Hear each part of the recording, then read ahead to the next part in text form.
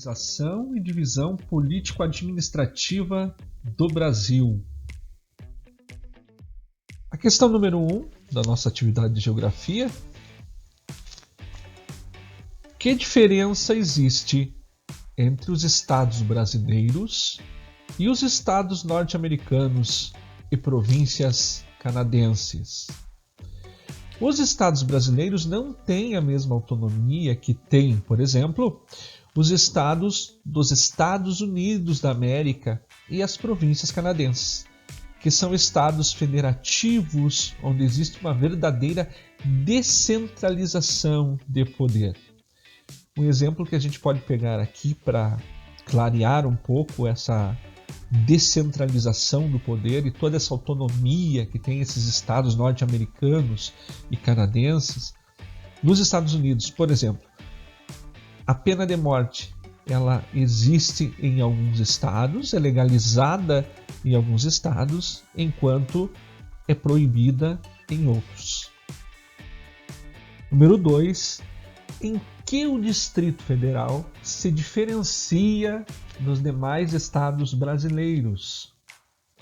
Embora possua a mesma estrutura administrativa dos demais estados e municípios, o governo é regido por uma lei orgânica e não por uma Constituição estadual.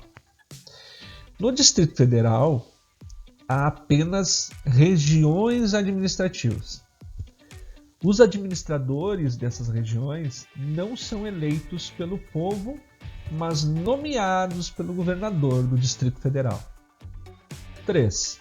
Explique como a Constituição Nacional prevê a possibilidade de alteração nos territórios de estados e municípios.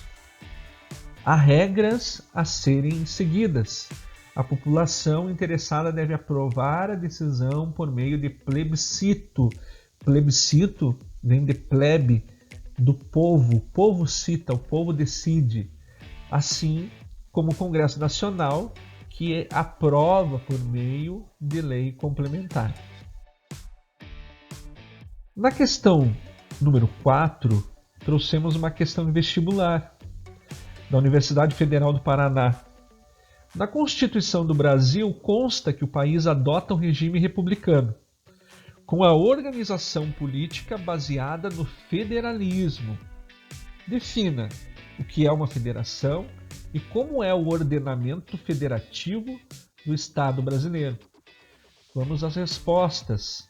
Federação, nome dado a um Estado soberano composto de diversas unidades territoriais dotadas de governo próprio.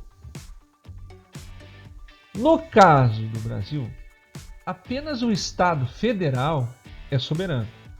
Os estados, o Distrito Federal, a capital do país e os municípios possuem a mesma estrutura administrativa, têm autonomia política, como autogoverno, autorrecadação, autolegislação e governos próprios.